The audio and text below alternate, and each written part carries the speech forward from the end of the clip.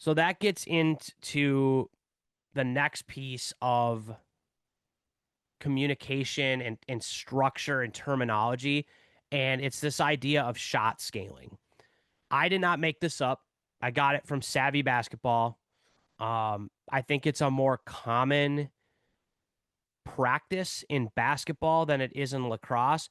But when I implemented this with my team last year, it changed so much for us as a unit, the relationship, the understanding with each other. It made life so much better. And so I'm a huge proponent of this. And what shot scaling is, it's defining and putting a score, a scale to all the different types of shots that a player could take in a possession in a game. And then basically you have an actual measurable definition of and scoring system of shots so that we've always talked about shot selection as being really important in offense, but what does that actually mean? Now there's definition to that and there's communication around that. And a lot of times with coach to player relationship in an offense, we'll say that was a bad shot. And they're like, no, I thought it was a good shot. Like I always hit 15-yard step downs in my club season. I always hit those. So that was a good shot. I'm like, well, that was a bad shot because it's too far out. Okay, is it good or bad? I don't know. And that's kind of where shot scaling is like the heart of it is we need to get away from good and bad because that just leads to conflict and arguments between players and coaches. And you know, that was a bad shot.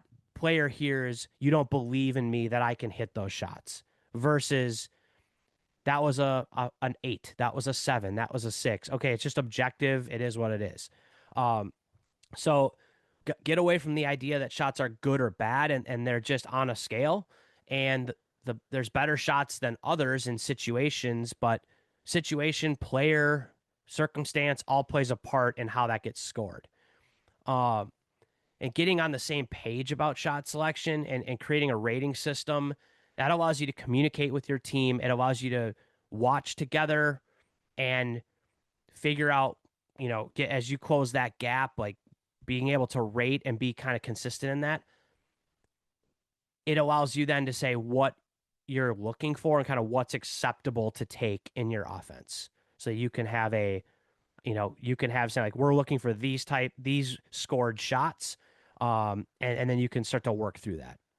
How would you look at a shot? You mentioned, circumstance of the game, the player, et cetera. How would you scale a shot? Like, do you have Yep. three, four, five different things on your grading scale to come out with that score? Yeah. So I do have I do have it all listed out what I use with my team. Um, I think area of the field is a big one. Like where the shot gets taken from. I think how contested the shot is another aspect. Um, and then from there, the player taking it, like what their skill set is, and then from there, time and situation of the game. Obviously, if you're losing and there's 2 minutes left, you might have to settle for a worse shot on or a lower scaled shot. I think that's last in like the pecking order. But how it works and how I took this from Savvy Basketball and then kind of repurposed it for lacrosse and my team.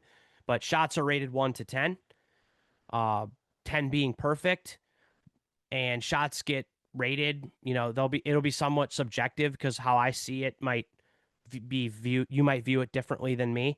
But hopefully, as we go through this exercise as a team and film and together over the course of a season, that gap closes and what coach sees and what player sees start to get closer together so that everybody's kind of on the same page. We kind of always go back to that North Star being on the same page of what's acceptable and like what these shots are. Um, so this is my shot scale, like how I developed it. So a 10, there's no such thing as a 10. So that is the first thing. No shot, no matter how good, like quality or how high it is, has never been missed at some point. There's always every shot gets missed at some point. So there's no perfect shot that goes in 10 out of 10 times. So 9 is your best. 9 is the best shot you can find as far as highest likelihood, highest percentage to go in. I define that with my team as uncontested layups inside 5 yards. So layups on the crease with not having a guy draped all over you. Um, and hands-free big advantage step downs inside 12 yards. So I mean by big advantage is you don't have a guy closing out in your face. You don't have to hitch around them. Like you're getting a skip pass, you're inside 12, hands are free. You can really step into it and place it. So those are your 9s. A 7, contested layups inside 5 yards. So, might jam it in there. It's still a good look. It's inside, but you might have a little more pressure. Step downs inside 12, maybe with someone closing out where you have to step around them, hitch, maybe face dodge to step down. Longer uncontested step downs, so 12 to 15 yards, but you're wide open. Turning the corner, dodging 5-and-5, some pressure, but your hands are free. On the run to going to the middle, or a skinny dodge, but being able to get position and go back underneath. So those were our 7s. And these were specific to how our offense was running. So you might not have all these because you might not do those types of dodges. So are you generally okay with a 7 then? Like, are you happy with a lot of these takes? Yes. So yeah, and I think I'll get there in a second. Um, just to illustrate 5s and 3s, really you're focused on 9s and 7s. That's the focus. Hunt the 9s, 7s are okay. That's kind of the mentality. Or 7s are good looks because against a good defense, you're gonna need to hit 7s. Like you're not gonna get 9s all day long against a good defense. But just for purposes of kind of understanding, define a 5 and a 3 so that people kind of know what that is. For me, that was deep step downs, like way out of range, alley on the run, stick to the outside, losing angle, fade away or like pressured shots where you're not getting enough on it, low angle, like the low to high underhand thing attackmen like to do from 2 yards above GLE. Um, and then a 3 would be like a third grade shot. Like I'm scared I have the ball on my stick. I'm throwing it at the net, or I'm running through a triple team to try to go to the net and I don't see any of the open players, or maybe it's a moment of panic or desperation. That's a 3. So that's a scale as far as kind of how it's set up. 8, 6s, and 4s, you're probably like, where are those? Basically, those are just now filling in for the gray area because, again, a 7, a shot might be a 7, but if it's your best player on your team with a really great skill set, that might be an 8 to you. Like, okay, he can take that shot, or that was an 8 for him because it goes in, like he's got range, or he's really got really great hands, or it might be a 5 for some of your players, but that player specifically, it's maybe a 6 for them. So you don't really need to worry about 8, 6s, and 4s. We didn't, but that's just to account for the reality that it's not black and white. There's gray area, a lot of factors on who is taking the shot. I would say for this course, for any high school coach, if you can define a 9, a 7, and a 5, you're in a really good spot to start this process. That's what we did, so that instead of saying, "Oh, PMAC, like that was a terrible, like why did you take that shot? Terrible shot." It's be like, "Hey, like in film, like what would you rate that?" I think that was a 7. All right, I think it's a 5. Let's talk about it. Here's why. Then you can have a constructive conversation. Um, so then measurables. How do we use this? Hunt the 9s. We're our best offense when we hunt the 9s. That's the best chance for us to score. But 7s are acceptable. We will need to take and hit these, especially when we play better teams. So 9s and 7s. That's what you're looking for. 5s are shots we can hit, but shouldn't settle for. We can find better than 5s. And I put this little quote in here. This again comes from that savvy coaching, but player says, "But coach, I can hit that shot. I can hit that five." It's like, yeah, I know you can, but we don't need you to. That's not what we're trying to accomplish, and that's where this buy-in comes into. So in your film, you can start to ask, like I said, to rate that shot. And I think this helped me a lot as a coach be productive in film instead of every possession going through 72 things that they could have done better on a possession when it's like, okay, yeah, every possession we could be in a better spot or move a little to the right here or oh, he was wide open. Why'd you pass it to that other guy? Like, yeah, you can still talk about that stuff, but just asking to rate shots sometimes gets great discussion started on